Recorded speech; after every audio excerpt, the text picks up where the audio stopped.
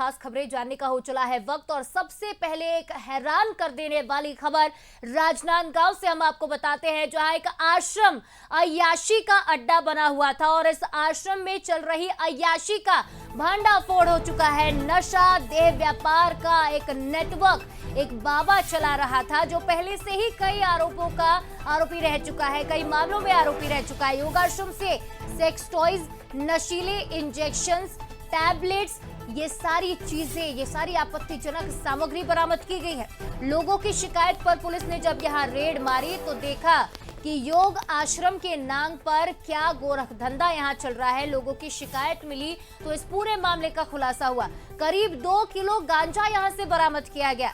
न सिर्फ नशे का व्यापार बल्कि देह व्यापार भी यहाँ किया जा रहा था। आरोपी कांति अग्रवाल जो बाबा के नाम पर ठगी कर रहा था, यानी लोगों की आस्था के साथ ठगी हो रही थी। विदेशियों को भी योगा सिखा चुका है ये आरोपी, जो गोवा का है। डोंगरगढ़ में गोवा जैसा आश्रम बना रखा है। युवाओं को टारगेट करने के भी आरोप है। तो छत्तीसगढ़ का राजनांदगांव, जहां डोंगरगढ़ की पवित्र प्रज्ञागिरी पहाड़ी के पास एक गोवा वाले योग गुरु ने इस तरह का अश्लील आश्रम खोल रखा था।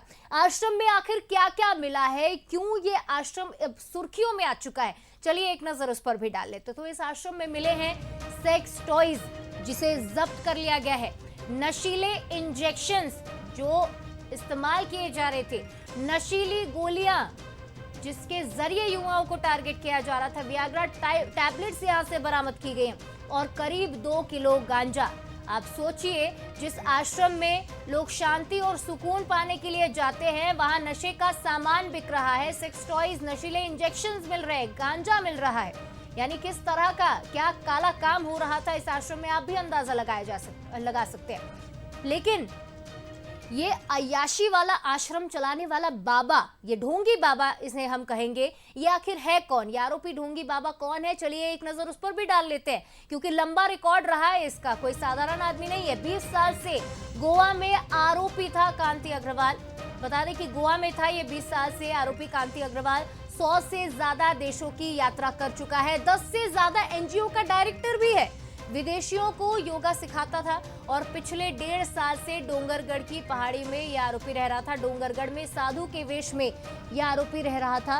अब सोचिए कि योगा सिखाने वाला ये आरोपी, जिसने अय्याशी का आश्रम खोल दिया, यहाँ काले कारनामे किए जा रहे थे, साधु के वेश में लोगों की आस्था के साथ ठगी हो रही थी। पुलिस को लगातार सूचना मिल रही थी कि प्रज्ञागिरी पहाड़ी के आसपास एक फार्म हाउस है, जहां पर असामाजिक तत्वों का जमावड़ा शाम को होता है, जिसके तारतम्य में थाना डोंगरगढ़ पुलिस द्वारा रेड कार्रवाई की गई।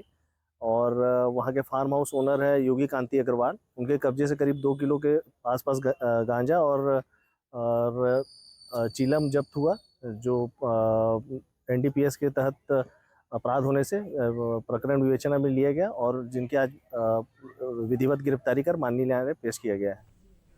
तो योगाश्रम की आड़ में जो काला कारोबार यहां चल रहा था, इसे लेकर कई ऐसे सवाल हैं जो खड़े हो रहे हैं, क्योंकि 10 एनजीओ का डायरेक्टर रह चुका है। क्या इसके रिकॉर्ड्स हैं? ये तमाम बड़े सवाल उठते हैं। क्या आरोपी का विदेशों तक भी नेटवर्क है? एक सबसे बड़ा सवाल तो यही है, क्योंकि विदेशियों को भी ये योगा सिखाता था और इस तरह के जो टॉयज बरामद किए गए उससे भी सवाल उठते हैं। आरोपी के और कितने राज अब खुलने बाकी है? एक बड़ा सवाल ये भी। युवाओं को टारगेट करने की वजह आखिर क्या थी? क्यों ये युवाओं को फंसा रहा था? आरोपी के पास आखिर फंडिंग कहां से आ रही थी? सबसे बड़ा सवाल तो यही है।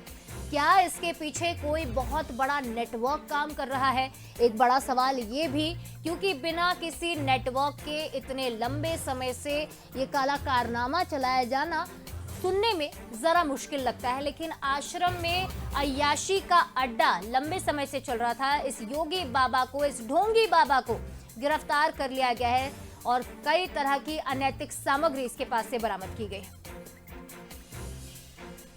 और चलिए इस खबर पर ज्यादा जानकारी लेंगे, ज्यादा बातचीत करेंगे। हमारे साथ रायपुर ब्यूरो गौरव शुक्ला जुड़ रहे हैं। गौरव, सबसे बड़ा सवाल तो यही उठता है कि आखिर इस आरोपी कांति अग्रवाल का बैकग्राउंड क्या है?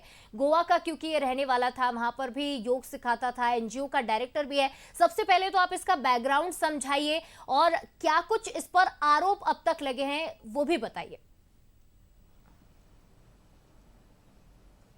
जी बिल्कुल, देखिए कांतिलाल अग्रवाल नाम सुनने से तो ऐसा लगता है कि एकदम सामान्य व्यक्ति होगा, लेकिन जैसे जैसे इसकी परतें खुलते जा रही है वैसे वैसे नाम के साथ साथ उसकी जो खराबी है वो भी सामने निकल कर आ रही है। 20 साल तक ये गोवा में योग गुरु रहा और अंतर्राष्ट्रीय योग गुरु अपने आप को ये बताता था, और 20 साल तक गोवा में योग सिखाने के बाद न केवल भारत के लोगों को, विदेशी लोगों को भी ये योग सिखाने के बाद पिछले 1.5 साल से छत्तीसगढ़ में के डोंगरगढ़, जिसे धार्मिक नगरी भी कहा जाता है, वहां पर लोग धार्मिक आस्था को लेकर पहुंचते हैं। ना केवल हिंदू धर्म के लोग, तमाम धर्म के लोग जो है वहां पहुंचते हैं। और जिस पहाड़ के नीचे ये अपना आश्रम बना रखा था क्षेत्र में, वहां पर बौद्ध का मंदिर भी है, बौद्ध की प्रतिमा भी है। तो एक काफी प्रचलित क्षेत्र ये था और लगातार इसके आश्रम में जो गतिविधियां चल रही थी उसकी शिकायत पुलिस को मिल रही थी। और जो जानकारी हमें निकल कर आई है उसमें यह साफ है कि पुलिस को केवल गांजे का जो बेचने की बात थी उसकी जानकारी मिली थी और पुलिस उसी के जानकारी के हिसाब से लगातार नजर बनाए रखा था और वहां पर छापेमार कार्रवाई की थी। लेकिन जैसे ही वहां छापेमार कार्रवाई की गई, मिला तो सिर्फ 2 किलो गांजा ही था, जिसकी कीमत 20 से 30 हजार रुपए बस होती है। लेकिन जैसे ही वहां पर पहुंचे और छापेमार कार्रवाई की गई तो जो चीजें उसके आश्रम से मिली है वो काफी चौंकाने वाली है, जैसे कि सेक्स टॉय हो गया, उसके अलावा उत्तेजित करने वाली गोलियां हैं और साथ ही साथ विदेशों के पासपोर्ट हैं और कई ऐसे दस्तावेज हैं जो उसके विदेश आने जाने की पुष्टि करता है। और 10 एनजीओ के ये संचालक करता था। तो एनजीओ के माध्यम से भी ये लगातार देश विदेश से जो चीजें हैं वो लाना ले जाना करता था, ऐसा भी अंदाजा लगाया जा सकता है।